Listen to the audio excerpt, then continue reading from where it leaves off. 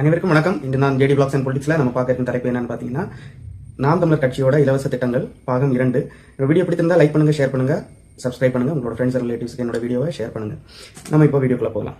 என்னுடைய முந்தைய காணொலின்னு பாத்தீங்கன்னா, நான் வந்து நாம் தமிழர் கட்சியோட இலவச திட்டங்கள் பாகம் 1ல வந்து கல்வியை வந்து எப்படி நாம் தமிழர் கட்சி இலவசமாக கொடுக்கும், அதை எப்படி செயல்முறைப்படுத்தும் என்ன, அதை வந்து நான் வந்து எக்ஸ்பிளைன் பண்ணியிருந்தேன். இன்னைக்கு நம்ம பார்க்க இருக்கும் திட்டம் என்னன்னு பார்த்தீங்கன்னா, மெடிக்கல் ஹெல்த் கேர், என்னன்னா மருத்துவத்தை வந்து எப்படி வந்து இலவசமாக நாம் தமிழர் கட்சி வந்து கொடுக்கும் என்பதை வந்து இன்னைக்கு நான் வந்து சொல்லியிருக்கிறேன்.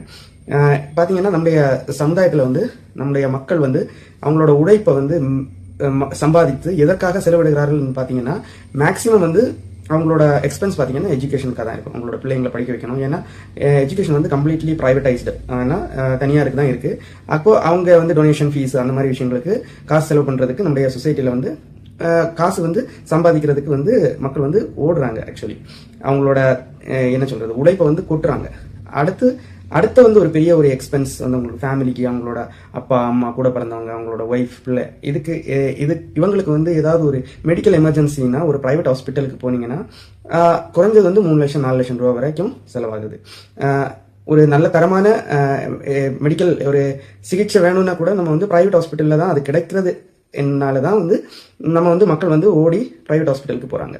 தரமான மெடிக்கல் வந்து கவர்மெண்ட் ஹாஸ்பிட்டலில் இல்லாத பட்சத்தில் தான் வந்து பிரைவேட் ஹாஸ்பிட்டல்ஸ் எல்லாம் இன்னைக்கு நல்ல ஒரு பெரியசா சம்பாதிக்கிறாங்க. அது வந்து ஒரு தனியார் மயமாக காணப்படுது.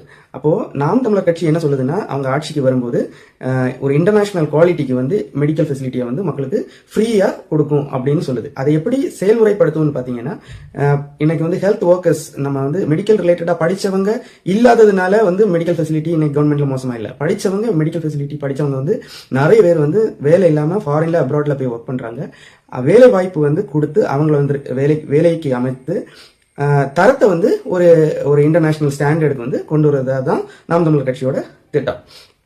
அதை எப்படி எக்ஸிக்யூட் பண்ணுன்னு பாத்தீங்கன்னா, ஒரு மெம்பர் ஆஃப் நம்மளோட சட்டமன்ற உறுப்பினர்கள், மினிஸ்டர்ஸ், சிஎம், அரசாங்க ஊழியர்கள், இவங்களோட ஃபேமிலியில உள்ளவங்க எல்லாருமே வந்து ஒரு மெடிக்கல் எமர்ஜென்சி இருந்தா கவர்மெண்ட் ஹாஸ்பிட்டலுக்கு தான் போகணும்னு சொல்லிட்டு கவர்மெண்டே வந்து ஒரு ஆர்டர் வந்து நம்ம மக்களுக்கு, நம்முடைய சட்டமன்ற உறுப்பினர்களுக்கும் மினிஸ்டர்ஸுக்கும் வந்து கொடுக்கும்போது அது ஆட்டோமேட்டிக்கா வந்து அந்த துறை வந்து ஒரு இன்டர்நேஷனல் குவாலிட்டிக்கு வந்து அது ஆட்டோமேட்டிக்கா உயர்த்தப்படும். அது வந்து அதுல வந்து அப்படி ஒரு ஆர்டர் வரும்போது ஆட்டோமேட்டிக்கா வந்து அந்த தரம் உயரும். கவர்மெண்ட்டும் அதற்கான இனிஷியேட்டிவ் எடுத்து தரத்தை உயர்த்தும். அப்படி இருக்கும்போது இந்த இரண்டுமே, கல்வி மற்றும் மருத்துவம் வந்து ஒரு இன்டர்நேஷனல் குவாலிட்டியில வந்து மக்களுக்கு ஃப்ரீயா கிடைச்சா மக்களுக்கு வந்து அந்த சம்பாதிக்கணும், ரொம்ப சம்பாதிக்கணும் அப்படின்னு உள்ள ஒரு இது இல்லாம ஒரு மாசம் ஒரு 15,000 ரூபா வந்து ஒரு வருமானம் கிடைச்சா கூட நிம்மதியா சந்தோஷமா வந்து வாழலாம்.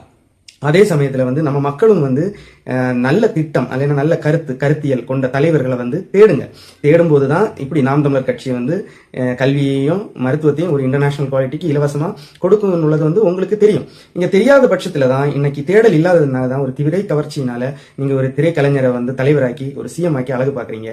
நான் வந்து என்னோட வீடியோவை, என்னோட அறிவை, எனக்கு தெரிஞ்சதை தான் உங்களுக்கு சொல்றேன். நீங்க பிடிச்சிருந்தா எடுங்க. உங்களோட நல்ல தலைவர்களை வந்து நீங்களே தேடி நம்முடைய தமிழகத்தை வந்து நல்ல ஒரு தரத்துக்கு உயர்த்துங்க.